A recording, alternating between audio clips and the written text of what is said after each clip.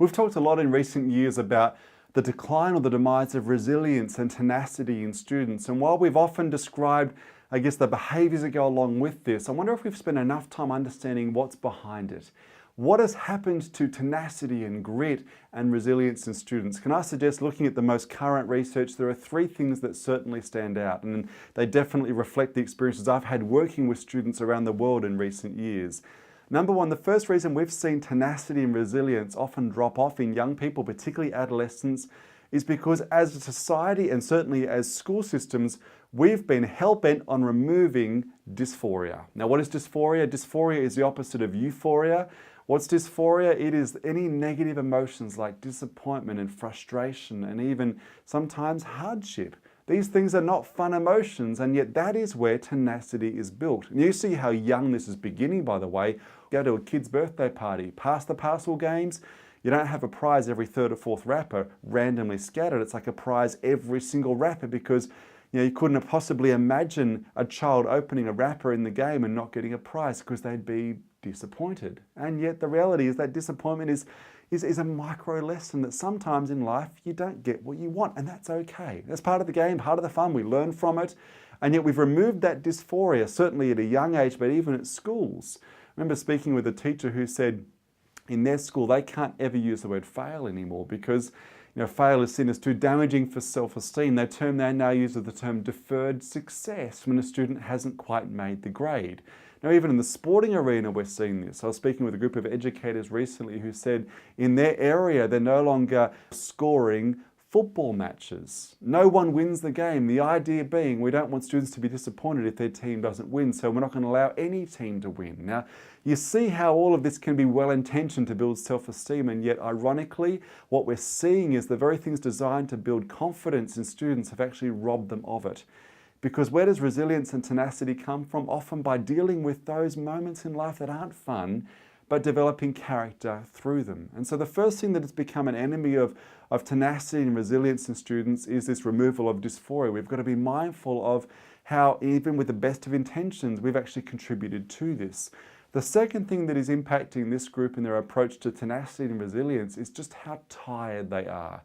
Fatigue plays a massive role. So Boston College looked at this recently and found that 80% of 13 and 14-year-olds are tired to the point where it's affecting their learning in the classroom. And certainly from a learning perspective, fatigue is damaging. It's a generation who aren't switching off at night. They're always on their phones, on social media, because that fear of being disconnected is so profound. It runs so deep. And yet, while this degree of fatigue is impacting them in the classroom, it's also impacting them from a mental health perspective. I mean, and we all do, that when we're tired, our coping mechanisms are suppressed. We're far more likely to give up. Things that seem insignificant can suddenly become overwhelming. Legendary American football coach Vince Lombardi put it well when he said that fatigue makes cowards of us all. Isn't that insightful? Because it's so true. When we're tired, our coping mechanisms are suppressed. And so a generation of students who are increasingly fatigued, we're seeing this play out. Number three, the third thing that's impacting this, and this is a significant one, is the set of personal expectations this group of students today have.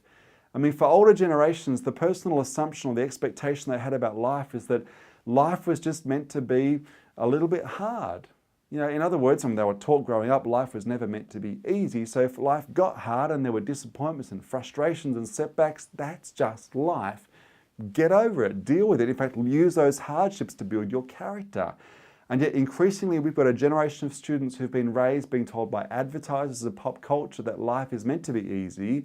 It's also meant to be fair, it's meant to be convenient. So therefore when things get tough, they've been taught, they've been conditioned to draw one of two conclusions, and I bet you've seen both.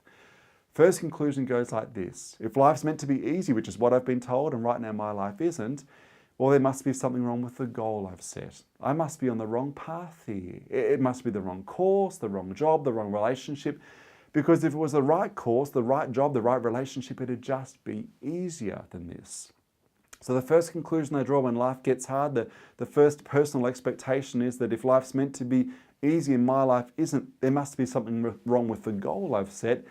The second conclusion is a bit more concerning, I believe. And it's the conclusion that goes like this: if life's meant to be easy, which is what I've been told by popular culture, and right now my life isn't, if this is difficult, frustrating, if there are setbacks and disappointments, then there must be something wrong with me.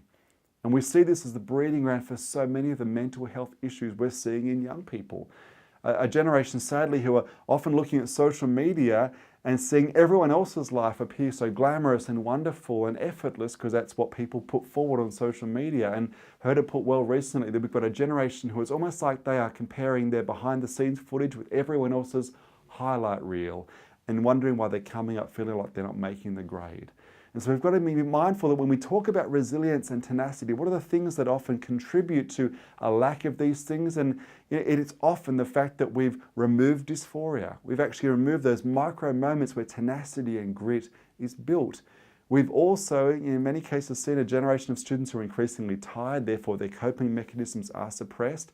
They just need a really good night's sleep, or a few of them in a row, and the difference would be profound. And the third one is you've got a generation who often had a sense of expectation around life being easy and fair and convenient. Therefore, when it's not, they assume that they're on the wrong track or there's something wrong with them. Now, if we're going to build a generation of students who are tenacious, who've got resilience, our challenge as educators is how do we begin to create environments where we combat these three things, because it is going to be increasingly important that we do just that.